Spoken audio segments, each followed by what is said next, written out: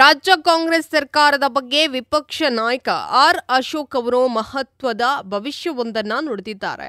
ಕಾಂಗ್ರೆಸ್ ಸರ್ಕಾರಕ್ಕೆ ನವೆಂಬರ್ನಲ್ಲಿ time bomb fix ಆಗಿದೆ.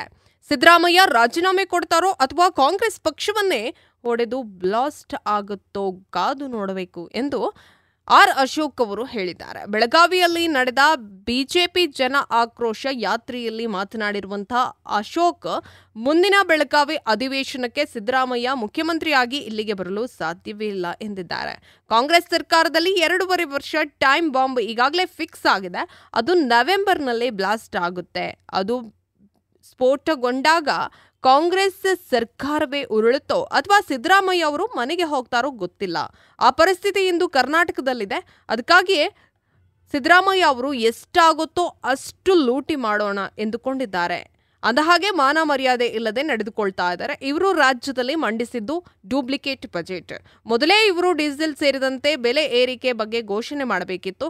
ಆದರೆ ಈ ಬಜೆಟ್ನಲ್ಲೂ ಏನೂ ಇಲ್ಲ, ಸುಮ್ಮನೆ ಓದಿದ್ದಷ್ಟೇ. ಒಳಗಡೆ ಏನೇನೂ ಇಲ್ಲ.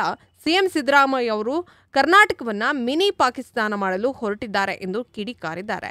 ಇಲ್ಲಿ ಬಹುಸಂಖ್ಯಾತರು ಹಿಂದೂಗಳಿದ್ದಾರೋ ಅಥವಾ ಮುಸ್ಲಿಮರಿದ್ದಾರೋ ಎನ್ನೋದು ನನಗೆ ಗೊತ್ತಿಲ್ಲ ಎಂದು ಮುಸ್ಲಿಮರ ಓಲೈಕೆ ಮಾಡುವ ಮೂಲಕ ಮಿನಿ ಪಾಕಿಸ್ತಾನಗಳನ್ನು ಉತ್ಪತ್ತಿ ಮಾಡ್ತಾ ಇದ್ದಾರೆ ಎಂದು ದೂರಿದ್ದಾರೆ.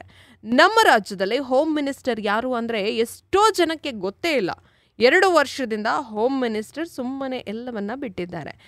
ಕರ್ನಾಟಕದಲ್ಲಿ ನೀವೇನಾದರೂ ಮಾಡ್ಕೊಳ್ಳಿ ಎಂದು ಫ್ರೀ ಆಗಿ ಬಿಟ್ಟಿದ್ದಾರೆ. ಇಲ್ಲಿ ಕಳ್ಳತನ, ಅತ್ಯಾಚಾರ ಸೇರಿ ಏನೋ ಅಪರಾಧಗಳು ನಡೆದರೂ ಪರಿಶೀಲಿಸಬಹುದು, ನೋಡಲಾಗುವುದು, ಕಾನೂನು ಕ್ರಮ ಕೈಗೊಳ್ಳಲಾಗುವುದು ಎಂದೇ ಹೇಳ್ತಾರೆ ಎಂದು ಲೇವಡಿಯನ್ನ ಮಾಡಿದ್ದಾರೆ.